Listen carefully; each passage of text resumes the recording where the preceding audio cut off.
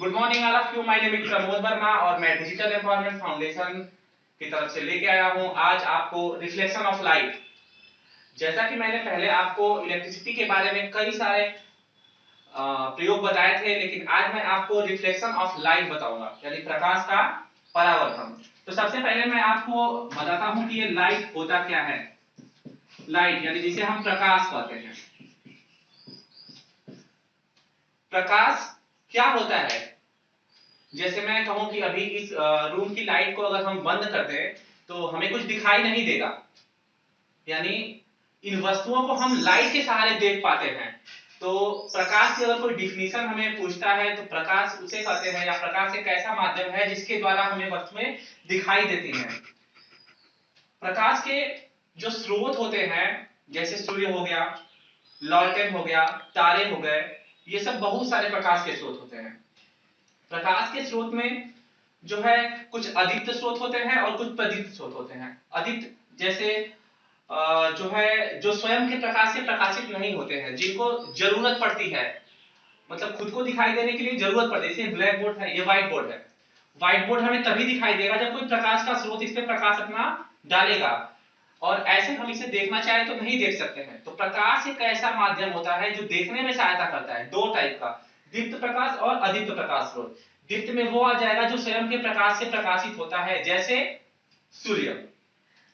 सूर्य जो है स्वयं के प्रकाश से प्रकाशित होता है, जबकि चंद्रमा स्वयं के प्रकाश से प्रकाशित नहीं होता है। अगर हम प्रकाश के गुण के बारे में बात करें, इसके प्रॉपर्टीज के बारे में बात करें,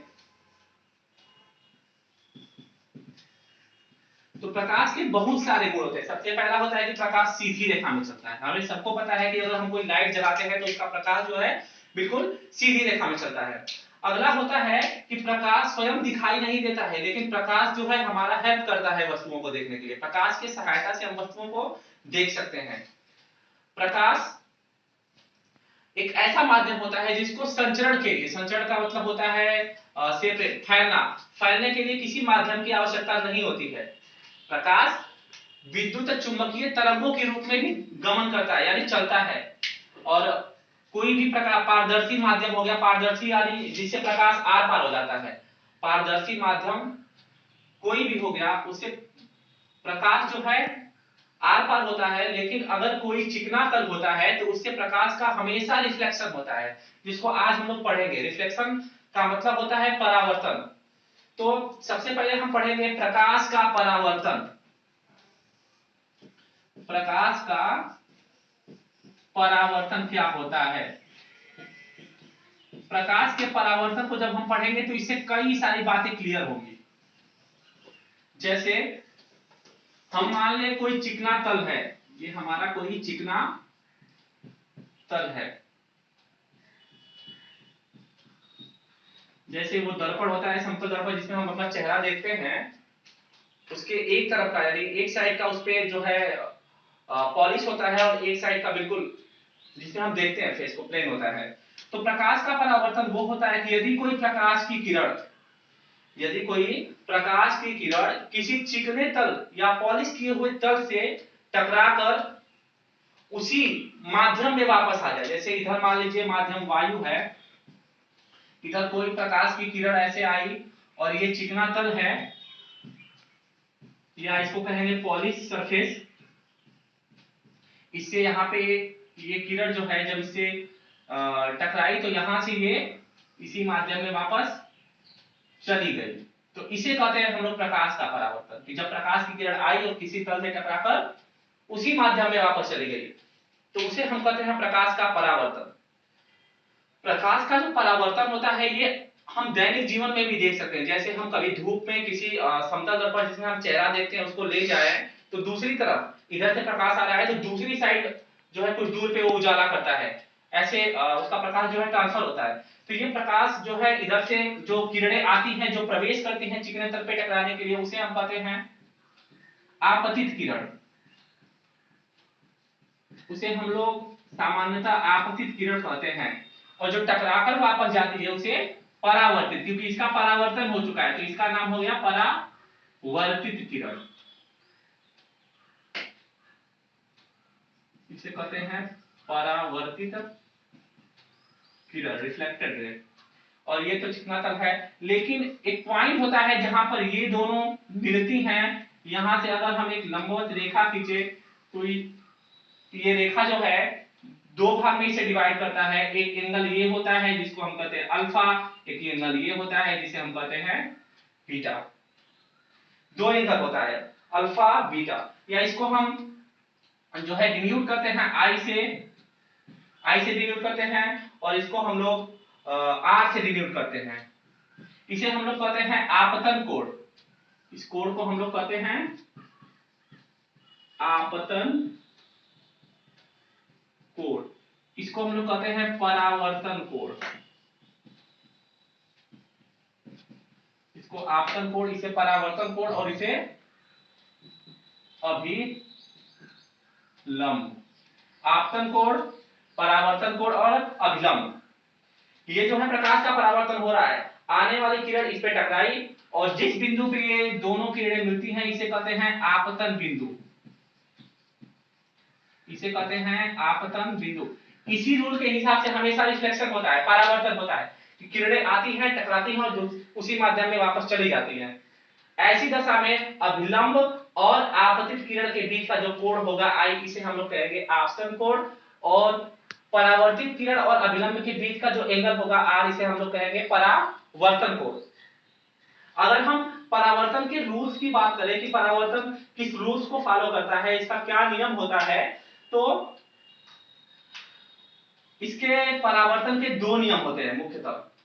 मुख्यतः दो नियम होते हैं। पहला कि आपतन कोण परावर्तन कोण के बराबर होता है, यानी angle I is equal to angle R. हमेशा आपतन कोण परावर्तन कोण के बराबर होता है।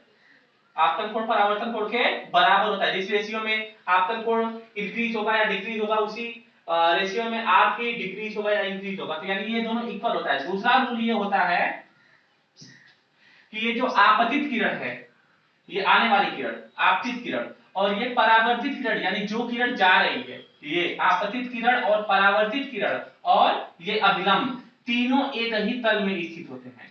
ये नहीं है कि यहां होगा तो किरण यहां से ट्रांसफर होगी, ऐसा नहीं होता है कि जैसे ये यहां से किरण आई तो दूसरी किरण यहां से निकलेगी, ऐसा कभी नहीं होता, ये गलत है। जहां ये नीचे टकराएगी सरफेस पे, वहीं से दूसरी किरण चली जाएगी दूसरे डायरेक्शन में, लेकिन माध्यम एक ही होगा। ऊपर वायु है तो ये वायु नहीं जाएगी, नहीं, अगले माध्यम में नहीं जाएगी। जैसे शीशा है जिसमें हम लोग चेहरा देखते हैं, अगर उसमें चेहरा देखेंगे तो वो आगे ही दिखाई देगा, उस साइड नहीं दिखाई देगा क्योंकि उस साइड पॉलिश होता है।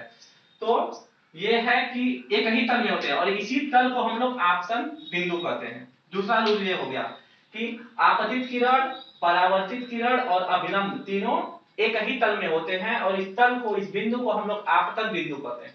ये दूसरा रूल हो गया। पहला रूल आपको मैंने बताया कि आपतित किरण परावर्तित किरण के बीच जो एंगल होता है ये आपस में बराबर होता है, यानी कोण I इज इक्वल टू कोण R। तो ये हो गया हमारा परावर्तन का जो रूल हो गया, नियम।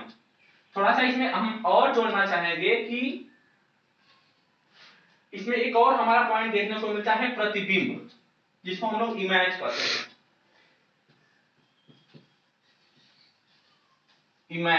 इमेज क्या होता है, इसको इंग्लिश में हम इमेज कहते हैं, हिंदी में प्रतिबिंब। प्रतिबिंब क्या होता है इसको हम लोग जानेंगे। देखिए, जब भी किसी भी बिंदु से, जैसे ये बिंदु है, यहां से कई किरणें चल रही हैं, कई किरणें चल रही हैं। किसी बिंदु से अगर कई सारी किरणें चलती हैं तो वो किरणें जहां कहीं भी एक दूसरे को काटती हैं, जहां कहीं भी एक दूसरे को काटती हैं, वहां वस्तु का प्रतिबिंब बनता है, वहां वस्तु का फिगर बनता है, उसी को हम प्रतिबिंब कहते हैं। ये दो प्रकार का हो सकता है, तो वास्तविक प्रतिबिंब जिसे हम पर्दे पर प्राप्त कर सकते हैं, रियल इमेज। एक होता है आभासी, जिसे हम सिर्फ फील करते हैं कि ये बनेगा, रियली में नहीं बनता है, उसे हम आभासी कहते हैं। तो किसी बिंदु से चलने वाली प्रकाश की किरणें परावर्तन या अपवर्तन के पश्चात अगर किसी बिंदु पर मिलती हैं या मिलती हुई प्रतीत होती हैं, तो इसी बिंदु पर वस्तु का प्रतिबिंब बनता है, जो दो प्रकार का हो सकता है। पहला वास्तविक, यानी जिसे हम पर्दे पर प्राप्त कर सकेंगे, आसानी से देख सकेंगे। दूसरा होता है आभासी, जिसे हम पर्दे पर प्राप्त नहीं कर सकते हैं, सिर्फ इसे फील कर सकते हैं। अब इसमें थोड़ा सा एक और मैं पॉइंट पढ़ाना चाहूंगा कि इसमें एक बार और एक और पॉइंट पूछता है, दर्पण। दर्पण दर्पण जो है, दर्पण के बारे में हम जानेंगे, दर्पण क्या होता है। तो दर्पण के बारे में आप लोगों ने पढ़ा होगा कि सबसे पहले गोलीय दर्पण होता है, गोलीय गोलीय दर्पण। गोलीय दर्पण ये क्या होता है? देखिए, जो गोलीय दर्पण होता है वो कांच का एक खोखला गोला होता है, एक कांच का खोखला गोला होता है जिसको हम दो तीन तरह से काट करके और अलग अलग दर्पण बनाते हैं। जैसे ये कांच का एक खोखला गोला हो गया, ये गोलीय दर्पण है, ये कांच का गोला। इसको अगर हम ऐसे इधर से कट कर दें और इधर से पॉलिश कर दें, इधर से हमने पॉलिश कर दिया, इधर से कट करके इधर से पॉलिश कर दिया, तो ये हमारा जो है उत्तल दर्पण बन गया। ये क्या बन गया? उत्तल दर्पण।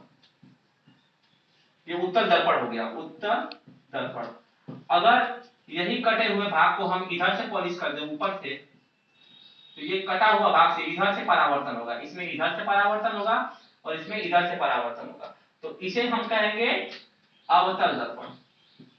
There are two types of mirrors, concave and convex.